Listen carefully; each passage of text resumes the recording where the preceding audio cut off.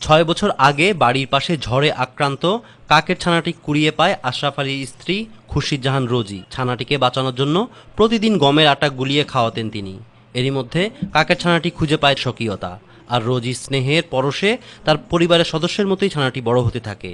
1 বছরের মাথায় রোজিকে মা বলে ডাকতে শুরু করে কাকটি। তার নাম রাখা হয় কামিনী। কামিনী তার কথার মহিমায় মাতিয়ে রাখে সমস্ত বাড়ি। আম্মু আসো, আম্মু, আম্মু, কামিনী আসো, আসো, আম্মু, আয়, আয়। রোজির বড় মেয়ে আশার কাছ থেকে মনোকষ্ট পাওয়ার পর তার ছোট বোন উষার প্রিয় বন্ধু হয়ে যায় কামিনী। এরপর থেকে তার কাছেই সময় কাটাতে বেশি পছন্দ করে কামিনী। সংসারের কাজসহ উষা পড়ার টেবিলে গেলেও কামিনী তখন উড়ে গিয়ে তার পাশে বসে।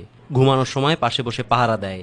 মশামাছি উষার আশেপাশে এলেই সেগুলো ধরে খেয়ে ফেলে কামিনী। ছোটবেলায় খাওয়াইছে ওই, বড় করেছে ওই, কিন্তু বড় হয়ে আমার সাথে সম্পর্ক। সবাই আপু বলে ডাকে, ওই আপু বলে ডাকে, আর আমি যাদেরকে নাম ধরে ডাকি ওই নাম ধরে ডাকে। এদিকে কাকের মুখে মানুষের কথা শুনতে এখন তাদের বাড়িতে ভিড় জমাচ্ছেন স্কুল কলেজের ছাত্রছাত্রী সহ হাজারো মানুষ।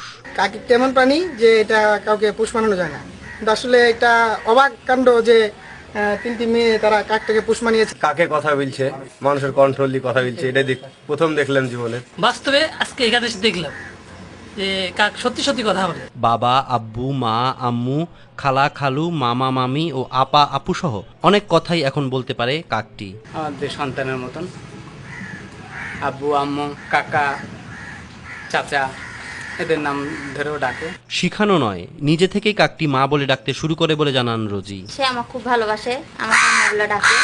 আমার দুই মেয়ে, আমার মেয়ের মতোই ওকে আমি ভালোবাসি। আয়, আয়। রিদওয়ান করিম, ইসলামিক টেলিভিশন, নিউজ ডেস্ক।